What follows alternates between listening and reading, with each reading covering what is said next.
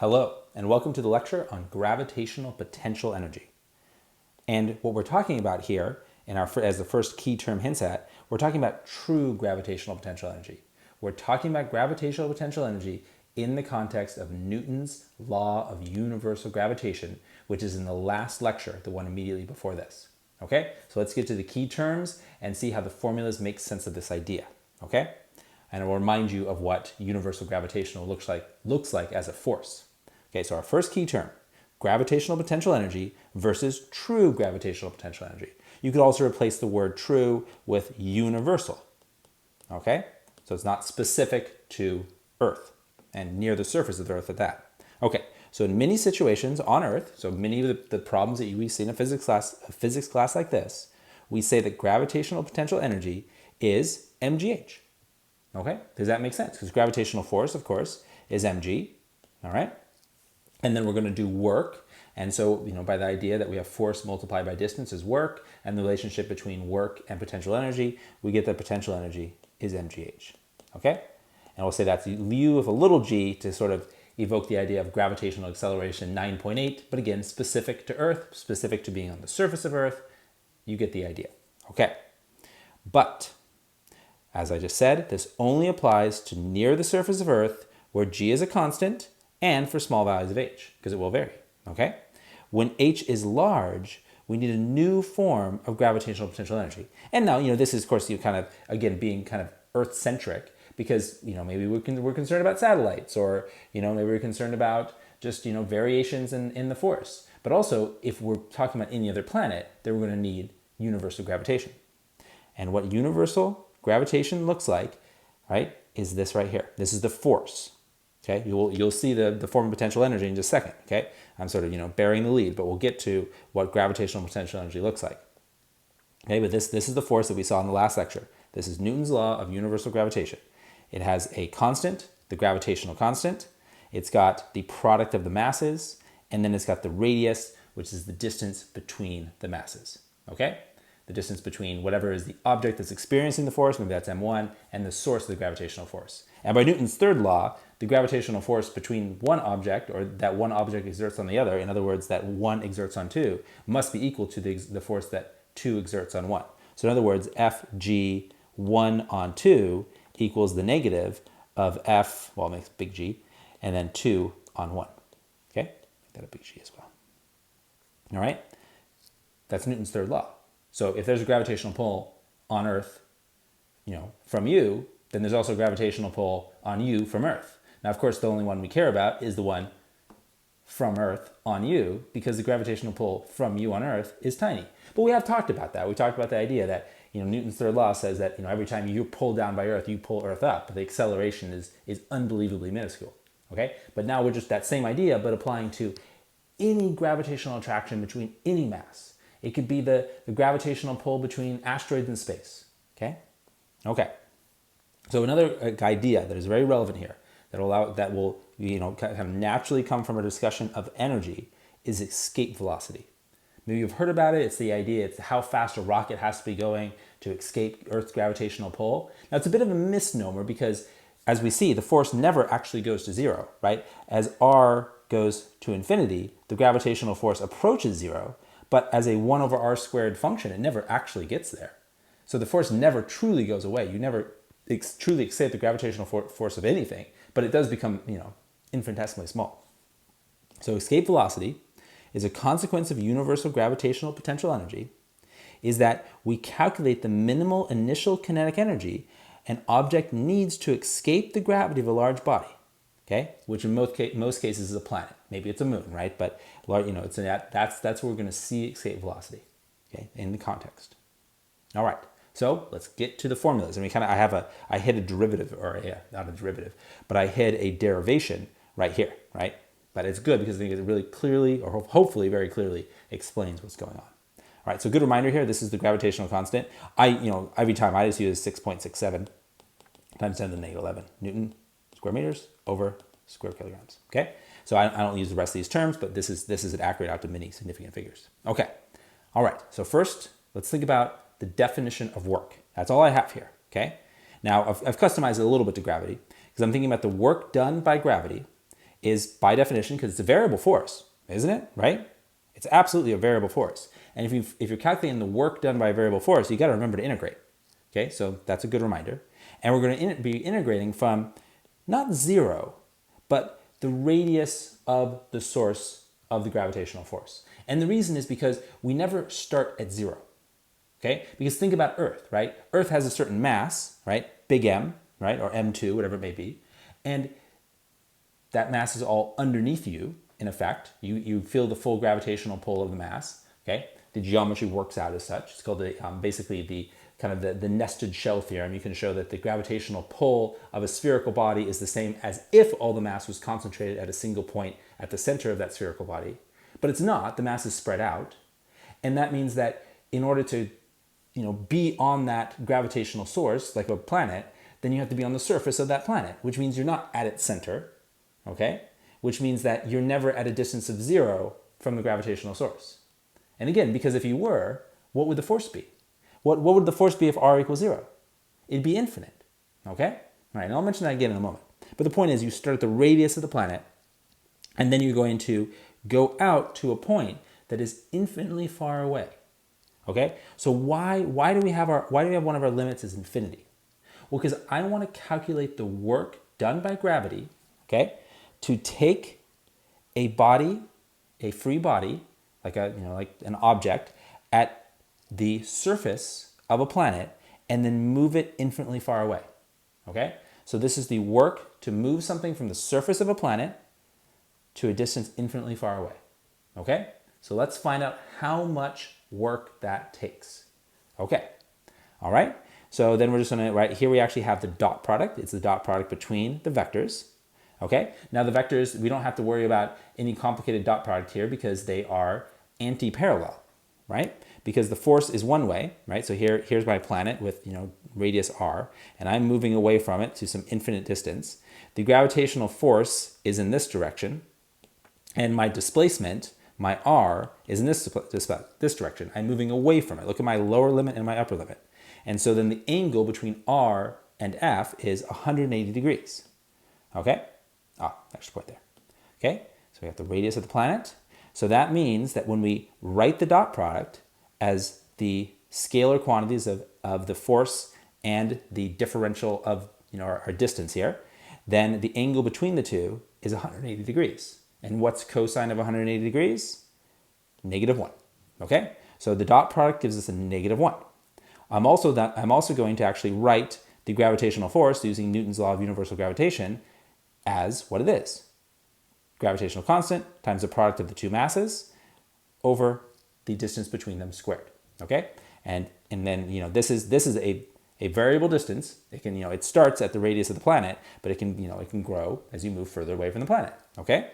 All right, and then big M would be the mass of the planet, little m would be, say, the mass of the object that we're moving away from the planet.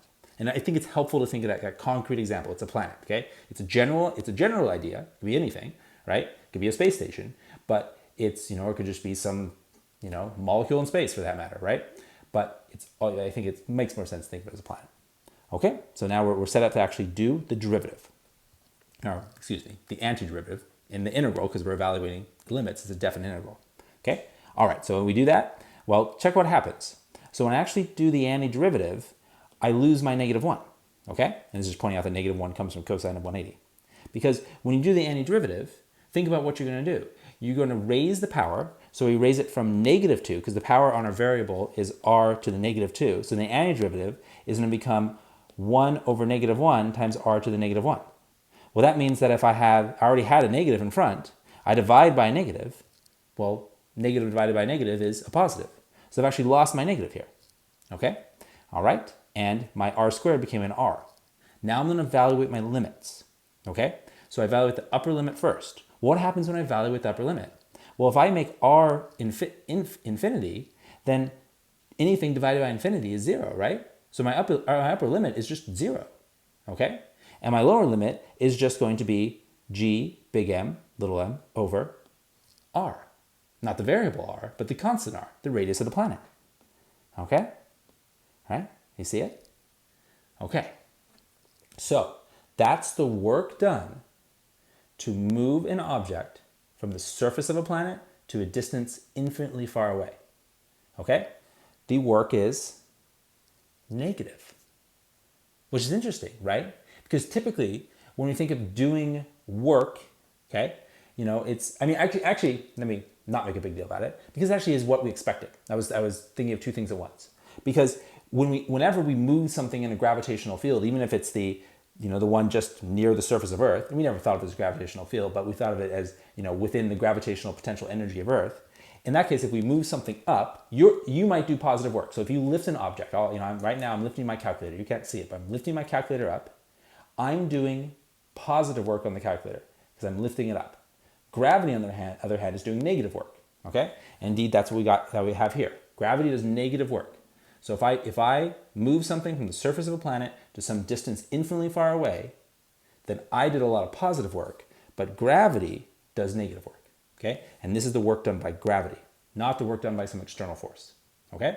All right. So it makes sense that it's negative. But there is an interesting thing going on here, because how does it then relate to the potential energy? Okay? This is where we have to be very careful. Okay? So we want to think about our change in potential energy. We know always, this is a fundamental fact, that a change in potential energy is equal to the negative of the work done by the force that creates that potential energy. It can't be any other way, right?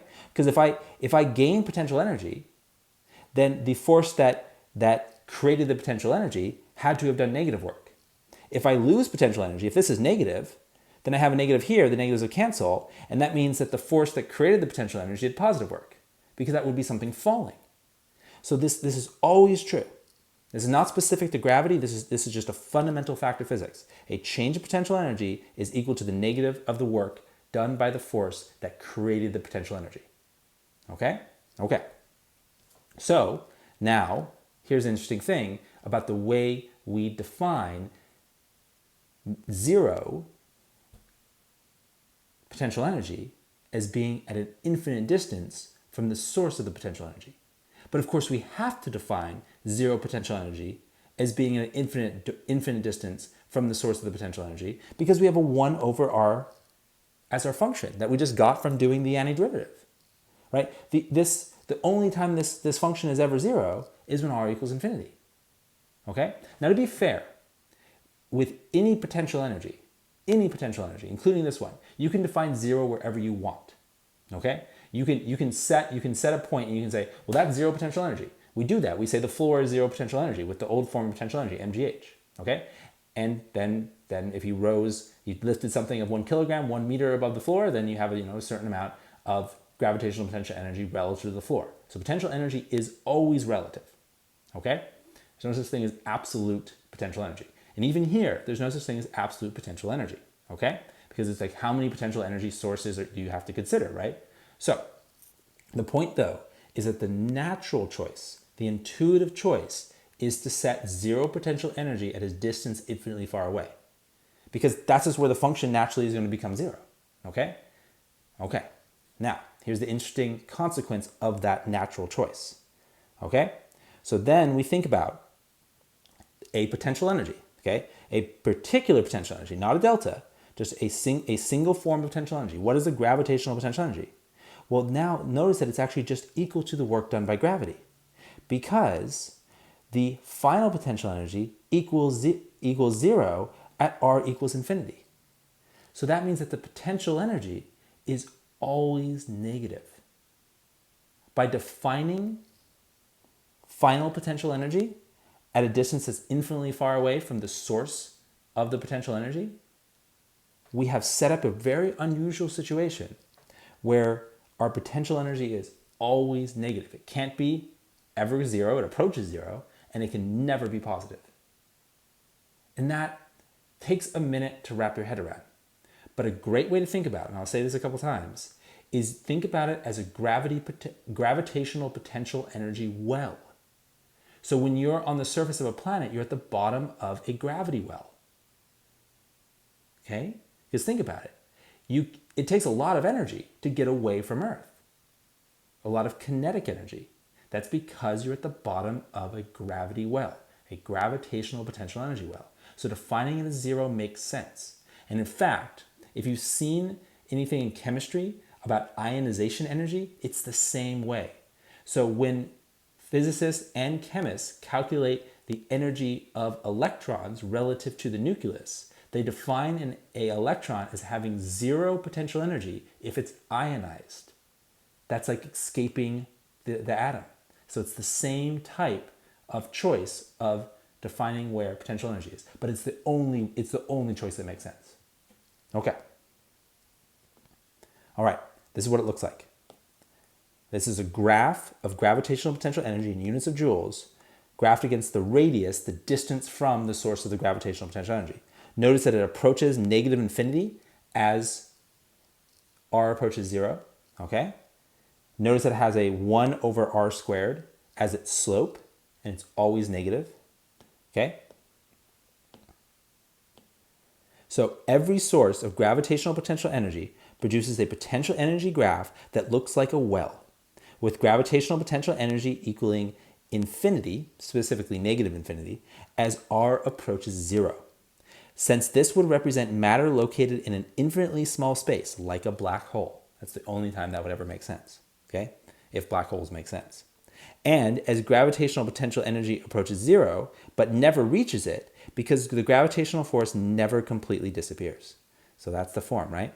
So we can see, because the gravitational potential force, or I should say the gravitational force, is the tangent line, right? It's the instantaneous tangent line, because it's the derivative. And so you can see the derivative never actually becomes 0. The slope never zeroes out. It just asymptotically approaches being a horizontal slope, but it never gets there, okay? And so, we can see the gravitational forces are very great when you're close to the source, and then it becomes small as you move further away, because the tangent line becomes less steep, but it never becomes horizontal, okay? So we can then now take that idea of gravitational potential energy always being negative and then combine it into a total energy equation. So then we can say that the kinetic energy plus the gravitational potential energy, the universal gravitational potential energy, would take this form. 1/2 mv squared, because kinetic energy is still kinetic energy, but now gravitational potential energy is negative gmm over r. And if we can set that equal to 0 for escape velocity, and then solve for v, okay? And then when we do, and that is, by the way, assuming that the final, because this is a E total 1 equation equals E total 2. And what I'm pointing out here in my note is that E1, or E initial, is the sum of some kinetic energy, right? Your liftoff kinetic energy, and where you started, right? What world you started on, right? How massive it is and what its radius is. And then the idea that it equals 0, that means that you had just enough energy to escape, but you're not moving by the time you escape. Okay, which is an odd idea, but I'll have a note about that. So then if you solve for escape, simply solving for the velocity in this equation, and we call it the escape velocity, and then we say that's escape velocity from a body of mass m and radius r. And note that this means escaping the gravitational pull by drifting to rest at a distance infinitely far away. Because that's, you never truly escape the gravitational pull unless you're infinitely far away, which of course you can't be, right? But you can approach it. Okay? All right. So that's the background. That's the idea. And I know I made a big deal about kind of it being a little, maybe not what you expected, or a little hard to get your head around at first, just because I want to make sure that you're giving it the attention it deserves. That you're saying, okay, I'm gonna take a minute and think about this. Okay, universal gravitational energy is different. Okay? It's not, growing, it's not getting bigger as you go further away, which we're used to, right? Instead, it's just becoming less negative. That still means you can fall, right? So this still allows you to fall into the gravitational potential energy, just like if you go up in, the old type, the near the surface of Earth type, then you can fall into it. So that still happens. So it still represents the same physics. It's just that we're defining it as always being negative. Okay? Okay, because it's a well. All right, let's do our practice problems. All right, so example 1. What is the gravitational potential energy of a person with mass 75.5 kilograms sitting in their chair on the surface of the Earth? How much gravitational potential energy do they have? Just, hanging out in their chair at rest. Well, let's see, okay? So we just set it up, okay? This is the gravitational potential energy of the person. We got gravitational constant, we got the mass of Earth, we have the mass of the person, and we have the radius of the Earth, because that's, of course, where they're sitting. Okay, we'll plug in our values. So gravitational constant, 6.67 times 10 to the negative 11 Newton square meters over square kilograms. The mass of Earth is 5.97 times 10 to the 24 kilograms. The person we were told was 75.5 kilograms. The radius of the Earth is 6.37 times 10 to the 6 meters. So in other words, it's 6.37 million meters, or it's 6,370 kilometers. Okay, it's a good number to remember. And when you do that, you find out that that person has a gravitational potential energy of negative 4.72 times 10 to the 9 joules. You know what that is? That's negative 4.72 billion joules. Wow, they have a lot of negative potential energy because they really do. A person sitting on Earth is trapped. They're at the bottom of a deep, deep well. Okay? All right? This is the energy required if this person wanted to escape Earth. We can think of this large negative potential energy as the consequence of being at the bottom of a gravity well. Okay? You see it. You see what those large negative numbers mean. Okay? Zoom in a little bit here. Okay. All right. So now let's do some other problems that elaborate on this a bit. Example 2, calculating the change in potential energy to go up 8,800 meters using gravitational potential energy the old way, the traditional way, and using the new form of gravitational potential energy presented in this chapter, give different values. Okay, so that's just a fact. Okay, so doing the two, they'll always give different values, but sometimes they're going to be pretty close together. So what is the percent error between the two? If I'm going to go up from, say sea level at a radius of the Earth, I'm going to start at, r equals the radius of the Earth, to a height 8,800 meters above sea level. Okay? All right. It's not a big difference. It's like going from sea level to the top of Mount Everest. Okay? So, and by the way, good reminder here, the percent difference formula is just comparing the old method minus the new, more accurate method. Okay? And then dividing by the more accurate method. Because you always divide by the true value, in this case, the more accurate method. Okay? So we're going to take gravitational constant, the radius of the Earth, because that's where we're going to start, and the mass of the Earth. Okay? So let's think about this. So the old way, this would be our gravitational potential energy. That would be how much gravitational potential energy we gained. Now, will the new formula also give us a gain? It will. And it's kind of crowded in here. But this is delta U. Okay? All right? This is delta U because we start at some negative value. Okay? So it's always a negative expression.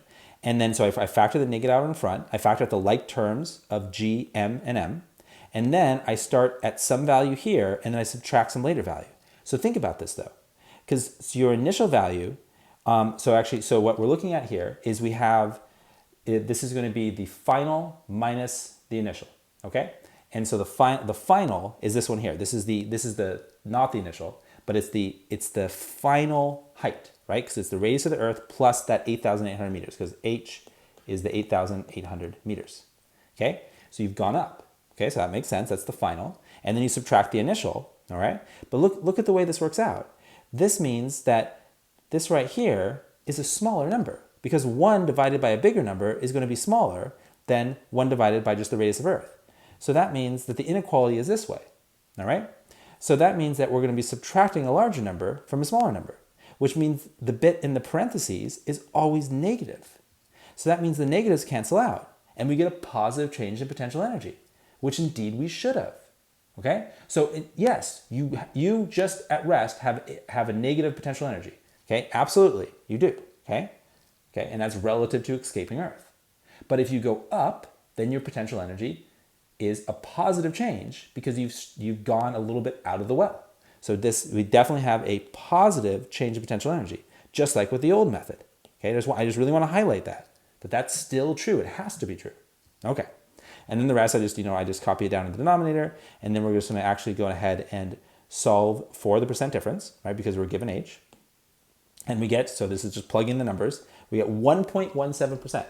So, it's actually a noticeable percent difference. It really is, right? It's not like some, 100th of a percent or something. It's definitely a noticeable difference. And this, this number I looked up does correspond to the peak height of Mount Everest in metric units.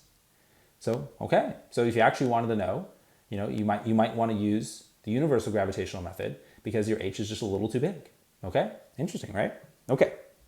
So now let's find at what minimum altitude gain would cause a 10% error, which is definitely considered an unacceptable error. So when do you really have to start using universal gravitation and not just use, basically the form of gravitational potential energy that assumes that the force is constant? Okay, so what we're going to do here is we set up the same equation. I factored out the negative. Okay, so that's why you see that it's canceled out here. So I just rewrote it a bit differently, and I went ahead and canceled the like term of m, which is shown up here, right? But here it's actually written with it canceled. And I'm going to set that percent difference equal to 10. So I have the 100, right? And then what I'm going to do is I'm just going to solve for h, okay? And when we solve for h, we get 564 kilometers. So actually pretty high, right? There are a lot of satellites that are lower than that, okay? So that means that you can kind of get away with it up to a point, but definitely for higher satellites, you couldn't, okay? All right, so move on. Let's do another example. All right, this is going to be more about relating this form of universal gravitational potential energy to other forms of energy, in this case, kinetic energy. So I think this is a neat example. So consider a small comet in the Oort cloud. If you haven't heard of the Oort cloud, it's basically where most of the comets are situated. It's this cool idea that at the very edges of the solar system, there's a bunch of comets that are kind of drifting around. All right, and that those comets are located 25,000 astronomical units from Earth. The sun. And if you're wondering what an astronomical unit is, here's the value. It's 149 million meters, okay? Or 1.496 times 10 to the 11 meters. And what it is it's Earth's average distance from the sun. So in other words, these comets are 25,000 times further from the sun than Earth is. Yeah, talk about the edges of the solar system, okay? By the way, the Oort cloud has never been directly imaged. It's just hypothesized to exist. But maybe we'll figure out it's definitely there at some point. Okay. And we're going to assume this comet starts approximately at rest, all right? We're given the mass of the comet. And then, how much work will the gravitational force exerted by the sun, do on this comet by the time that the comet crashes into the sun? Okay? So the idea is the comet is going to start at rest, but something is going to allow it to fall in. In reality, that's the idea. These comets are so far away and the forces they experience are so tiny, including the forces from the sun itself, that sometimes actually other nearby stars will cause tiny variations in the force called perturbation, and that will cause the comet to start actually falling in towards the sun. It won't just fall into the sun, it will take a elliptical path because basically conservation of energy says it's not going to hit the sun, and specifically conservation of angular momentum means that it's going to be moving so fast and it's going to have a huge amount of kinetic energy, which we'll calculate, so it doesn't crash into the sun. Instead, it just takes a tight orbit around the sun. But here we're just concerned with the value of kinetic energy, not its final orbit, or the shape of its ellipse or anything like that, because they're highly elliptical orbits. But what we are concerned about is this idea that it's kind of just pushed off. It's pushed off from effectively rest, and then it speeds up on its way into the solar system. And then of course, by the time these comets reach the inner solar system, they're moving incredibly fast. They have those big dramatic tails because they're basically boiling away their hydrogen compounds on the surface. And there you have a comet that might only come back every few thousand years, okay? All right, so let's go ahead and find out the work done by the gravitational energy from the sun on the comet, okay? So we'll point out kind of the setup here and some values that we're gonna need, because I didn't actually list the values in the problem, but I'll put them off to the side. Okay, so the work done by gravity, okay, big G if you will, but I wrote it as a little g, is negative of the change of potential energy. So it's negative of the final potential energy and the initial potential energy, okay? So this is absolutely true. And then we're just gonna plug in our form because we know these are both gonna be negatives themselves, right? So you always gotta track your negatives, okay? All right, and then we have that the initial potential energy, I'm gonna zoom in on this because it's very small. The initial gravitational potential energy is this, okay? So gravitational constant, mass of the sun, mass of the comet, and the initial distance of the comet from the sun, which is really big. It's 25,000 astronomical units, or 3.73 times 10 to the 15 meters, okay? So it's 100 trillion meters away, okay? All right. It's a very, very, very far distance, okay? Now, the final gravitational potential energy is going to instead have a radius that is dramatically smaller. It's going to be the radius of the sun, okay? Because the idea here is just for the sake of argument, we're assuming that this comet had such a tight ellipse that one of its axes is smaller than the radius of the sun, and that's the only time something can crash into the sun. The other way something can crash into the sun is having it completely start at rest, and which we're doing here, right? So if it truly completely starts at rest, then it can just fall straight in, okay? But often that's not the case because they have some drifting velocity. They'll have some tangential velocity, okay? Relative to the orbital plane, okay? But in this case, it's either so close to rest or it's exactly at rest, so it will actually crash into the sun. So this is our final potential energy, okay? All right, gravitational potential energy. All right, so hopefully that is a good setup, and let's continue on with it. All right, so then the form of the work done by the gravity of the sun will be the negative of the the final, all right, because of course it's final minus initial. So the final value minus the initial value. See all these negatives? Look, we really got to track these negatives, okay? Okay, and then look what I did. I just rewrote it because, right? So if I factor the negative out, then I'm gonna have a value here, okay? 1 over the radius of the sun, okay? So this is 1 divided by a large number, okay? 1 divided by a small number, because the radius of the sun is a relatively small number, which means this first term is larger than the second term, which means the bit in the parentheses is positive, which means that the work done by the gravity of the sun is positive. But of course it is, right? Because the comet fell into the sun. It's, if we just think about work being the dot product of displacement and force, the force and the displacement were parallel to each other. So that's positive work, okay? So we see that it works out to be positive. If it didn't work out to be positive, you made a mistake with your negatives, okay? All right, so that is the answer to part A. In part B, how fast will the comet be traveling, okay? And here I actually give the radius of the sun, which you would have needed for part A as well, okay? Okay, so here we're going to use conservation of energy. Look at this is our E naught, and this is our E final, okay? And they're equal to each other because the mechanical energy is conserved here. There's no energy, leaving this mechanical system because this is actually a mechanical system, right? Okay, and the initial kinetic energy, we're taking it to be 0 or close enough to 0, all right? And then we're just going to solve for K final, okay? So I just set this up, okay? It looks, kind of same idea, except we're not doing work here. So we're going to solve, instead, we're going to solve for this value here, okay? And so then this is actually what happens when you simplify it, clean it up a little bit. This is the final velocity, okay? Again, notice that this here is going to be a positive value in parentheses, which is good because we better not be taking the square root of a negative. And what do we get? We get 617,000 meters per second. That's fast, right? 617,000 meters per second. That's 617 meters or kilometers per second, right? So I mean 600 kilometers per second. That's faster really than kind of any of the fastest kind of ambient speeds out there. It's totally possible. Asteroids and comets when they have these highly elliptical orbits that they really go that fast. So it definitely are plenty of examples of that. Have happened in our solar system, and we see it kind of as we look out in our neighboring stars in our kind of neighborhood of the galaxy. So it's definitely a real thing. But I say it's dramatically fast because it's much faster than, say, the orbital speed of the sun around the galactic center, which is about 50 kilometers per second. And it's even faster than the drift velocity of galaxies, which is about 300 kilometers per second. So this is high-speed stuff, okay? Of course, it's much slower than the speed of light, and actually slow enough that we don't have to even worry about it being relativistic, okay? All right. Okay. Example 4, right? Let's do another one. 0, a hypothetical planet, has a mass of 5 times 10 to the 23 kilograms, a radius of 3 times 10 to the 6 meters, and no atmosphere, okay? That just means we can ignore friction. A 10-kilogram space probe is to be launched vertically from its surface. If the probe is launched with an initial energy of 5 times 10 to the 7 joules, what will be its kinetic energy when it is 4 million meters, can't believe I left off the meter there, from the center of 0, okay? If the probe is to achieve a maximum distance of 8 million meters from the center of 0, with what initial kinetic energy must it be launched from the surface of 0? That's part B, right? So we're finding out how fast this is going, if it had this much energy, but then if we wanted it to come to rest at this height, because this would be the probe kind of reaching 8 million meters above the surface of this planet and then falling back down, okay? Because it comes to rest, and if it comes to rest, it's just going to be pulled back down, okay?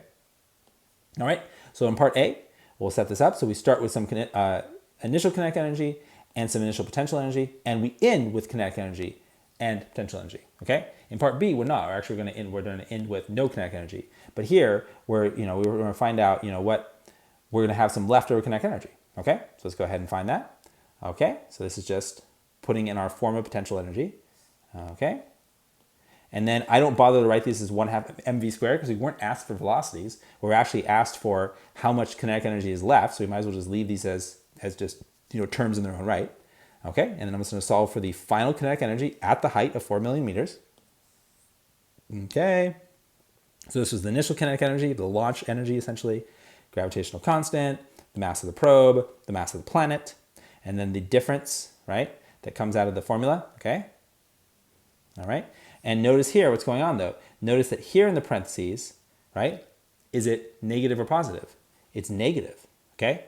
Because what's happened here is we've had a positive change in potential energy, but here I'm subtracting that positive change in potential energy, which means I basically factored out the negative, and so that means that the only thing that's actually negative that's showing as negative is the bit in the parentheses, okay? Which it better be, because we better not get a number that says we have more kinetic energy, because we had to have used up some of that kinetic energy to get partially out of the gravity well of the planet.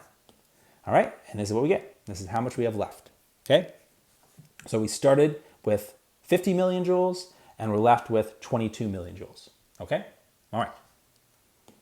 So part B, all right, this one actually is easier because we're gonna have a one term that's zero, because we're gonna have it come to rest at a height of 8 million meters above the surface, all right? And we're just gonna solve for how much kinetic energy we need to do that, all right? And in this case, look what's going on here, right?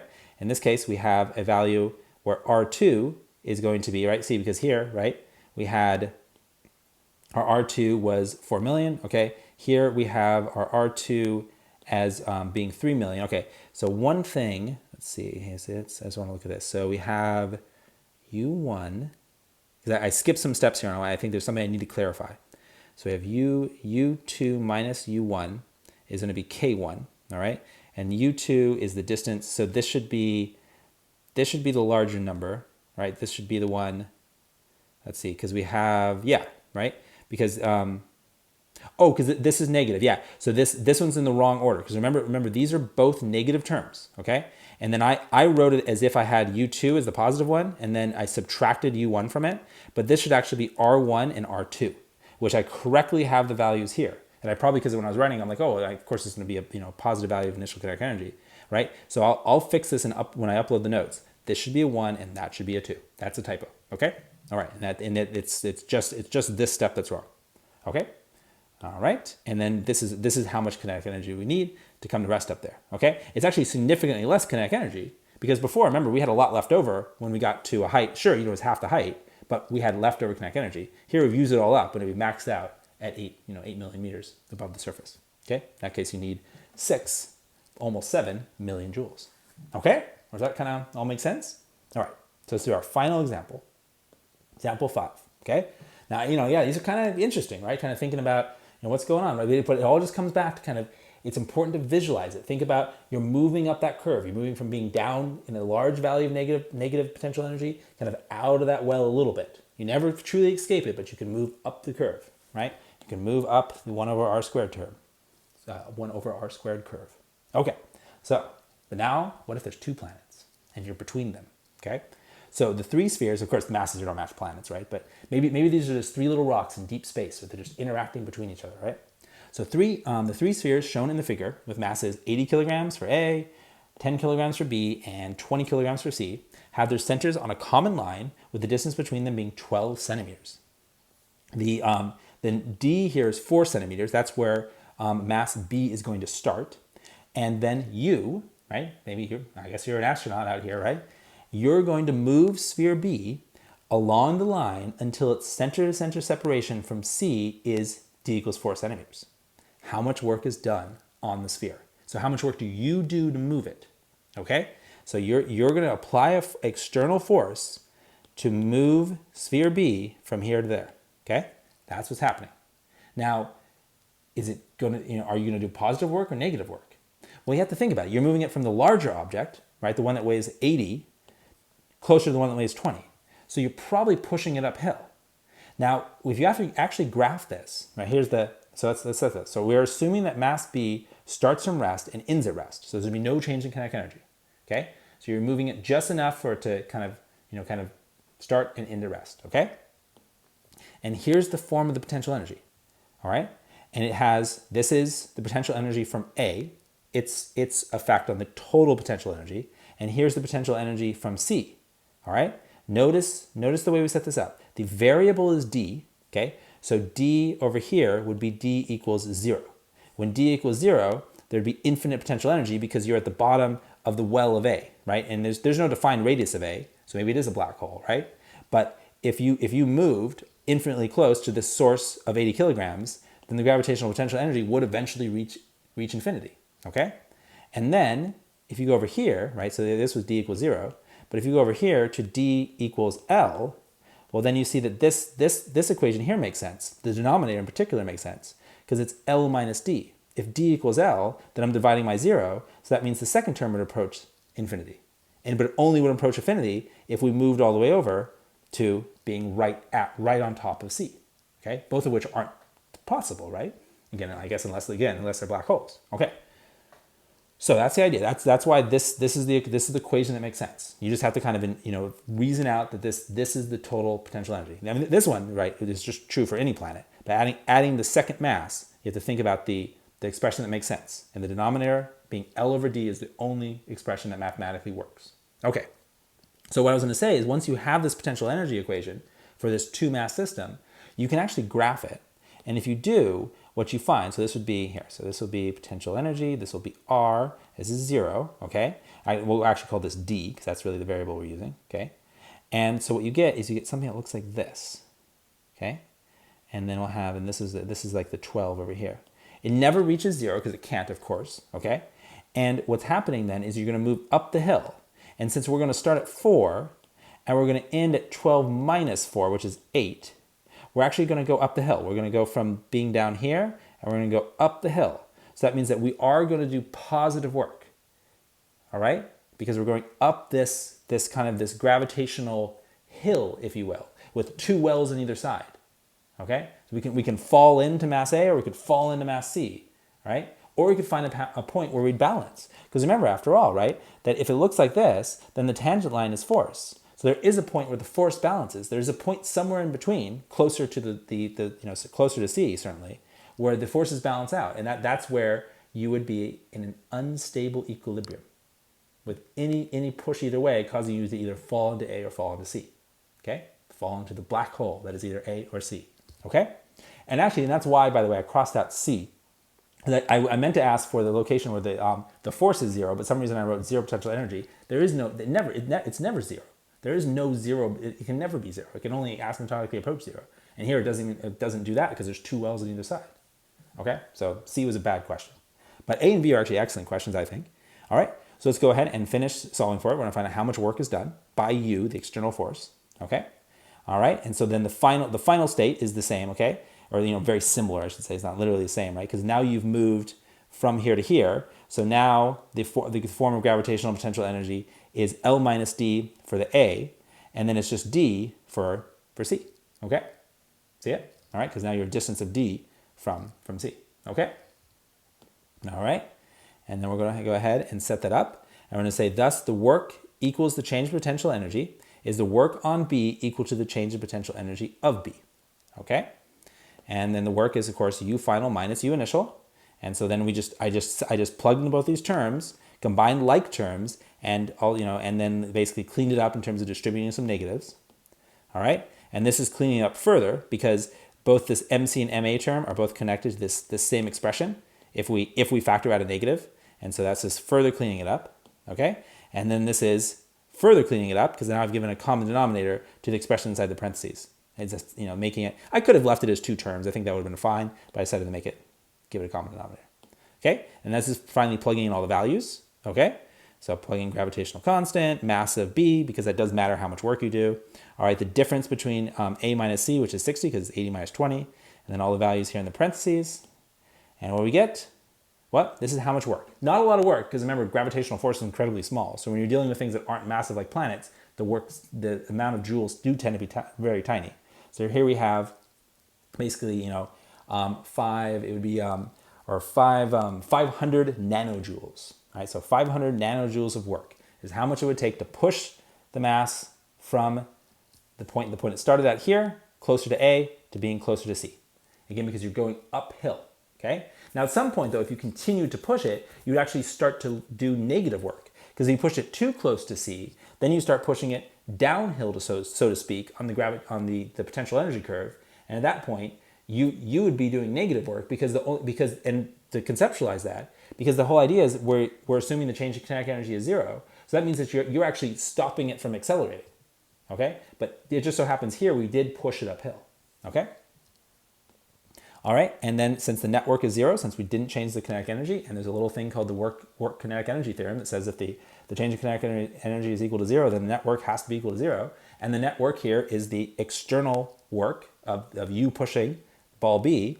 And what's the only other work in the system? The work done by the combined gravitational forces of A and B. So that means that we have work equals negative work of gravity, which means the work of gravity, again, the combined gravitational forces of A and B, is just the negative of how much work you did. Right? Because essentially the system lost gravitational potential energy because you pushed it uphill. Okay? All right. So hopefully that makes sense. It's a good to end off on definitely the most complex that these types of gravitational potential energy problem get, having two bodies. Okay? All right.